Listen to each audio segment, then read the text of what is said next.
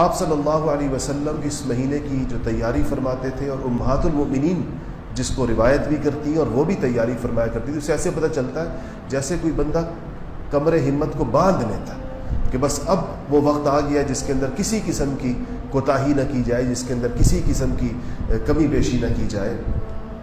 اس کی رمضان المبارک جب آتا ہے تو خواتین کے حوالے سے ہی میں عرض کروں گا، میں نے عرض کیا مردوں کے حوالے سے تو جمعے کے اندر بات ہو جاتی ہے۔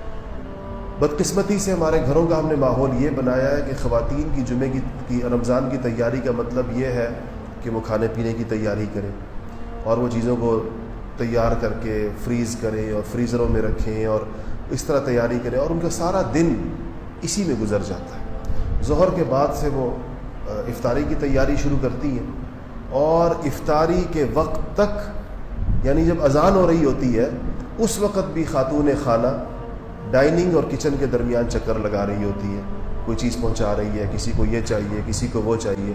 اس دعا کی بھی کبھی اس کو موقع نہیں ملتا جو قبولیت اور اجابت کی دعا کا وقت ہے، خاص طور پر افطاری سے پہلے۔ ایسے ہی سحری کے اندر خواتین سحری تیار کرنے، صرف تیار کرنا ان کی ذمہ داری نہیں ہے، بلکہ سب کو اٹھانا اور 10 دفعہ اٹھانا اور تیاری سحری کروانا، اور اس عمل کے دوران عام طور پر اذانیں ہو جاتی ہیں یا سائرن بج جاتے ہیں، ان کو اس وقت بھی دعا کا موقع نہیں ملتا، اس وقت بھی تہجد کا موقع نہیں ملتا، اس وقت میں 2 نفل پڑھنے کا موقع نہیں ملتا، کیونکہ یہ سارا کام ان کی۔ اس کی وجہ کیا ہے کہ ہم لوگوں نے ان چیزوں کو بہت پھیلا دیا۔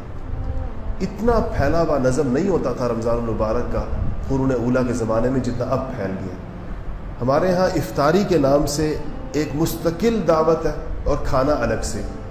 آپ نے دیکھا ہوگا افطاری میں خدا جانے کیا دنیا جہان کی چیزیں اکٹھی کی جاتی ہیں۔ افطار تو رسول اللہ صلی اللہ علیہ وسلم نے یا کھجور سے فرمایا ہے، یا پانی سے فرمایا ہے، یا نمک سے فرمایا ہے، یہ افطار ہے۔ اور اس کے بعد جو دستیاب خوراک ہو، کھانے کی غذا ہو، وہ غذا لی ہے۔ اس کے بعد وہ کبھی ہوتی تھی، کبھی نہیں ہوتی تھی، کبھی سوکھی ہوتی تھی۔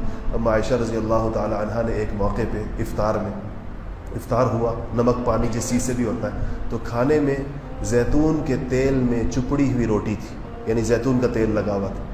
تو افطار کھانے کے وقت اما عائشہ نے آپ صلی اللہ علیہ وسلم سے فرمایا کہ اگر اس روٹی کے ساتھ جس کو زیتون لگا ہوا ہے اگر سالن بھی ہو جاتا تو کتنی اچھی بات تھی۔ تو آپ نے فرمایا کہ عائشہ اگر روٹی کے ساتھ زیتون کا تیل ہو تو پھر کیا سالن کی ضرورت رہ جاتی ہے؟ کہ جب روٹی کے ساتھ زیتون کا تیل موجود ہو تو کیا پھر سالن کی ضرورت رہ جاتی ہے؟ آپ اس نبوی دسترخوان کا موازنہ افطار کے ذرا اپنے دسترخوان سے کریں۔